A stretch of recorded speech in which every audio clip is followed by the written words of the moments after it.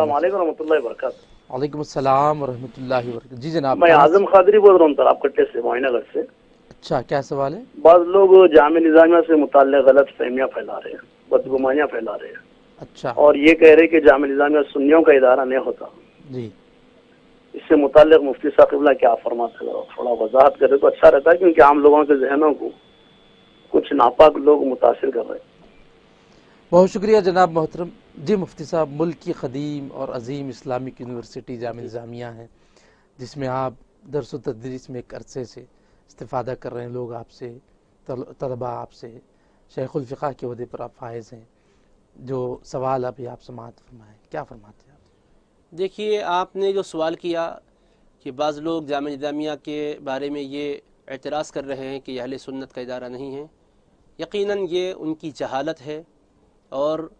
اگر وہ جانتے ہیں پھر بھی کر رہے ہیں تو یہ ان کی ہٹ دھرمی ہے، کیونکہ جامع نظامیہ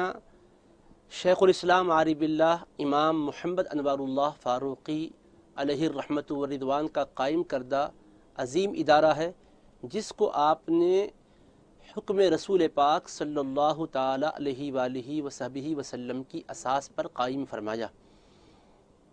اشارہ منامی پر آپ نے اس کو قائم فرمایا۔ 1292 ہجری میں اس کی تاسیس عمل میں لائی گئی۔ 92 نبی پاک علیہ السلام کے نام مبارک کے اعداد ہیں۔ 12 تاریخ ہر اہل سنت کے فرد کو معلوم ہے کہ رسول پاک علیہ السلام کی ولادت کی مناسبت رکھتی ہے وہ، تو جس کی تاسیس کے سن میں یہ بات ہو، آپ غور کریں کہ کسی کا اس سلسلے میں ایسا منفی رجحان کیسے صحیح ہوگا۔ اور پھر یہ کہ شیخ الاسلام بانی جامع نظامیہ نے اس کو قائم کیا، اور آپ نے اپنی تصنیفات و تالیفات کا عظیم گراں قدر سرمایہ عطا کیا۔ آپ کی ہر کتاب اہل سنت و جماعت کے عقائد کی ترویج و اشاعت کے لیے لکھی ہوئی کتاب ہے، اور بطور خاص انوار احمدی تو یہ وہ کتاب ہے کہ جس کو رسول پاک علیہ الصلوۃ والسلام کے شہر اقدس میں قیام کے دوران بانی جامع نظامیہ نے تالیف کیا۔ اور وہ کتاب اور دیگر کتابیں مقاصد الاسلام، حقیقت الفقہ، جو اہل سنت کے عقائد کی ترجمانی کرتی ہیں، دلائل کے انبار لگاتی ہے، معترضین کے ہر اعتراض اور شبہ کا ازالہ کرتی ہے، وہ کتابیں نہ صرف یہ کہ جامع نظامیہ میں تدریس میں رکھی جاتی ہے، بلکہ باقاعدہ اس کا امتحان بھی ہوتا ہے۔ مولوی سے لے کر کامل تک آپ دیکھیں گے وہاں کا نظام اور نصاب تو دیگر علوم کی کتب کے علاوہ شیخ الاسلام کی تصنیفات نصاب میں داخل ہے۔ انوار احمدی مولوی میں پڑھائی جاتی ہے، اور اس کے اندر پورے عقائد اہل سنت و جماعت کے ہے۔ رسول پاک علیہ السلام کی ذات گرامی کے بارے میں بے مثل و بے مثال ہونے کا عقیدہ، رسول پاک علیہ الصلوۃ والسلام کی شان میں ادنا درجے کی بے ادبی کو آپ نے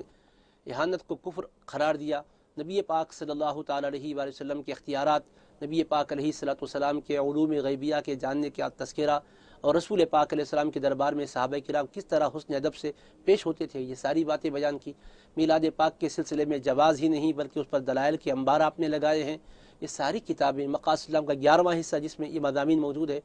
بدعقیدگی والوں کا ازالہ بھی ہے، ان کے افکار کا اور رد بلیغ بھی ہے۔ یہ جامع نظامیہ میں بڑی جماعت تو کیا مولوی کی جماعت میں بھی پڑھائی جاتی ہے۔ جب تک ان کتابوں کو نہیں پڑھتا وہ مولوی نہیں بنتا، چاہے جائے کہ عالم بنے۔ پھر جب عالم میں آتا ہے تو عالم کی جماعت میں پھر مقاصد اسلام کا پہلا حصہ اور 6واں حصہ نصاب میں شامل ہے، اس کا امتحان بھی ہوتا ہے۔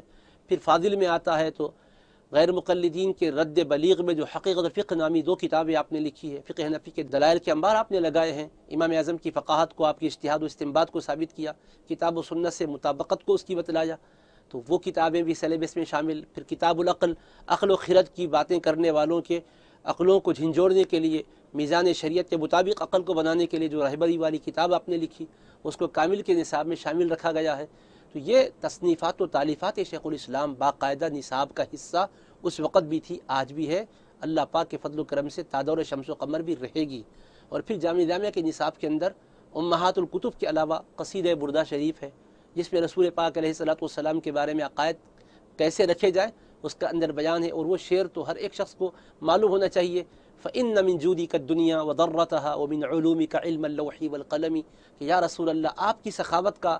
یہ بھی حصہ ہے کہ دنیا کو بھی آپ نے دیا، اور آخرت بھی آپ کی سخاوت کے ہی حصے میں ہے، اور آپ کے علوم اتنے کثیر اور اتنے عظیم ہے کہ لوح و قلم کا علم اس کا حصہ ہے۔ قصید بردہ کا شعر ہے یہ، وہ قصید بردہ مولوی میں سلیبس میں شامل، باقاعدہ سبقاً اس کے ہر شعر کو پڑھایا جاتا ہے، ترجمہ کروایا جاتا ہے، مفاہیم ذہن نشین کروائے جاتے ہیں۔ اور سرکار غوث پاک رضی اللہ عنہ کا وہ معروف قصیدہ قصید خمریہ، قصید غوثیہ، جس میں آپ کی روحانی شان کا بیان، جس میں آپ نے اللہ پاک کے امر سے، الہام سے جو مراتب اور مقامات بتائے ہیں، کرامات جو آپ سے صدور ہوئی ہیں، اس کا تذکرہ ہے، وہ قصیدہ سلیبس میں شامل ہے۔ اس کے باوجود اگر کوئی کہتا ہے تو ظاہر سی بات ہے کہ چمگادڑ کی آنکھ کو اگر سورج کی روشنی نظر نہیں آ رہی ہے تو سورج کی روشنی کی اور ذوفشانی کی کوئی کمی کی بات نہیں ہوگی، اس کی اپنی آنکھ کا قصور ہے۔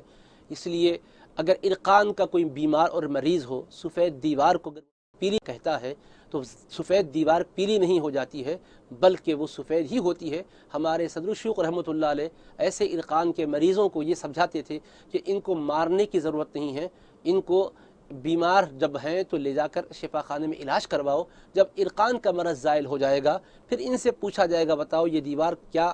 پیلی ہے، تو خود ہی کہیں گے جی نہیں سفید ہے۔ ارے کل تم پیلی کہہ رہے تھے، جی نہیں کل مجھے پیلی نظر آئی تو میں نے پیلی کہا۔ تو ایسا ہی ارقان کا جیسا مرض ہے، بعض لوگوں کو حسد کا بھی مرض ہو جاتا ہے، اس کی وہ عظمت، اس کی وہ سطوت دیکھی نہیں جاتی۔ دنیا بھر میں علماء کرام جب کبھی باطل عقائد کے نظریات کے حامل فتنہ برپا کرنے کی کوشش کرتے ہیں تو یہی علماء جواب دیتے ہیں، چینلز پر یہ علماء نظر آتے ہیں، تصنیفات کے تالیفات کے ذریعے سے خدمت کرتے ہوئے نظر آتے ہیں، لیکن خدمت کا جو انداز ہے یہ سلجھا ہوا انداز ہے، کسی کو پریشانی میں اور پیچیدگی میں ڈالنے والے انداز سے گفتگو نہیں ہوتی ہے، دلائل قاہرہ سے انتہائی سنجیدگی اور متانت سے سمجھانے کا یہ فریضہ سر انجام دیتے ہیں۔ بعض لوگوں کو یہ پسند نہیں آتا، وہ یہ سمجھتے ہیں کہ رد و ابطال کا ایک ہی طریقہ ہے کہ تلوار چلاؤ اور گردنیں کاٹتے چلے جاؤ، لیکن انہیں قرآن مجید پڑھنا چاہیے۔ قرآن مجید میں اللہ تبارک و تعالیٰ نے پہلے ہی پارے کے دوسرے رکوع میں منافقین کا رد کیا تو ان کا لفظ نفاق تذکرہ کیا تھا، منافق کا ذکر کیا۔ پہلے مرحلے میں تذکرہ ہے وَمِنَ النَّاسِ مَن يَقُولُ آمَنَّا بِاللَّهِ وَبِالْيَوْمِ الْآخِرِ وَمَا هُمْ بِمُؤْمِنِينَ، کچھ لوگ ہیں جو لوگوں میں سے کہتے ہیں ہم اللہ پر اور آخرت پر ایمان لائے، حالانکہ وہ مومن نہیں ہیں۔ تو اللہ نے بغیر نام لی کہ کچھ لوگ ایسے ہیں کہہ کر بھی رد کیا۔ تو یہ بھی قرآن کا ایک طریقہ ہے کہ غلط بات کا رد کرنا چاہیں، غلط فکر کا رد کرنا چاہیں، اشارے سے رد ہوتا ہے تو اس پر بھی اکتفا کیا جا سکتا ہے، قرآن نے یہ اسلوب بھی سکھایا۔ پھر 5ویں پارے میں ان المنافقین کہہ کر گروہ کا تذکرہ کیا، پھر بھی افراد کا نام اللہ نے نہیں لیا، تو یہ بھی فرد کا نام لیے بغیر کسی فرقے کا اور اس کی فکر کا رد کرنا یہ بھی قرآنی طریقہ ہے۔ اسی طرح سے آپ 29ویں پارے میں دیکھیں سورہ قلم کے اندر اللہ نے اس گستاخ کا رد کیا جس نے رسول پاک علیہ السلام کو مجنون کہا تھا معاذ اللہ، اور اس کے 10 برے صفات گنوائے۔ اس میں ایک صفت یہ بھی بیان کی کہ وہ اصل میں اس کی خطا ہے، اصل باپ کی اولاد نہیں ہے، لیکن ان آیات کو پڑھو کون ہے جس کا رد اللہ نے کیا، اس کا نام نہیں ذکر کیا مگر اس کے صفات کے ساتھ رد کیا کہ جھوٹی قسمیں کھانے والا ہے، بے وقار ہے، چغلیاں کرنے والا ہے، نکتہ چینی کرنے والا ہے اور تانہ زنی کرنے والا ہے، بھلائیوں سے روکنے والا ہے، حد سے تجاوز کرنے والا ہے، سخت مزاج ہے، نسل حرامی ہے، اصل میں خطا ہے، یوں کہہ کر اللہ نے رد کیا۔ تو رد کرنے کا ایک طریقہ قرآن نے یہ بھی بتایا کہ کسی کا نام لیے بغیر بھی اس کے ذمیم اور برے صفات سے رد کرنے سے مسئلہ حل ہوتا ہے تو اس پر اکتفا کیا جائے، یہ قرآنی طریقہ ہے۔ سمجھتے نہیں ہیں لوگ، وہ ایک ہی انداز سمجھتے ہیں، ضرورت پڑنے پر نام لیا جائے یہ بھی قرآن نے بتایا، تبت یدا ابی لہب، ابو لہب کا نام لے کر اس کی مذمت قرآن میں بیان کی گئی ہے۔ تو علماء جامع نظامیہ یہ شیخ الاسلام بانی جامع نظامیہ کے طریقے کے مطابق کام کرتے ہیں، اور شیخ الاسلام بانی جامعہ رحمۃ اللہ علیہ کا طریقہ یہ ہے کہ ضرورت پڑنے پر آپ نے نام بھی لیا ورنہ ان کے صفات کے ذریعے سے، افکار کے ذریعے سے رد کیا فکر خاطی کا اور فکر ضلال کا۔ حق کے اجالے کو آپ نے پھیلانے کی سعی بلیغ کی ہے، اس کے باوجود اگر کوئی ایسی کوئی بات کہتا ہے تو ظاہر سی بات ہے کہ اس کو یہی کہا جائے گا کہ علم کی روشنی میں آؤ، تعصب کی عینک اتارو، حقیقتوں کا جو چراغ جل رہا ہے اس کی روشنی کا ادراک کرو، آفتاب کی ذوفشانیوں سے ذرے ذرے